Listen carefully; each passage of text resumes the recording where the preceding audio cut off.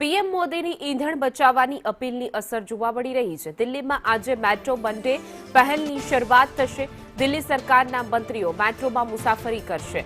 મંત્રીઓ, અધિકારીઓ, કર્મચારીઓ મેટ્રોમાં કરશે મુસાફરી।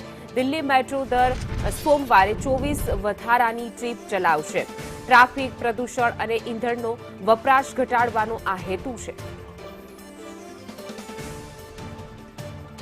પ્રધાનમંત્રી નરેન્દ્ર મોદીએ જે રીતે ઈંધણ બચાવવાની અપીલ કરી છે તેને લઈને દિલ્હીમાં હવે મંત્રીઓ અને નેતાઓ જે છે તે આજે મેટ્રોમાં સવારી કરશે। મેટ્રો મંડે પહેલની શરૂઆત થશે।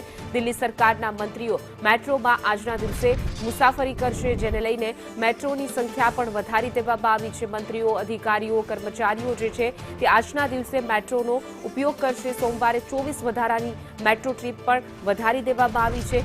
મેં ઉદ્દેશ ટ્રાફિક અને પ્રદૂષણ પણ ઘટાડવાનો છે।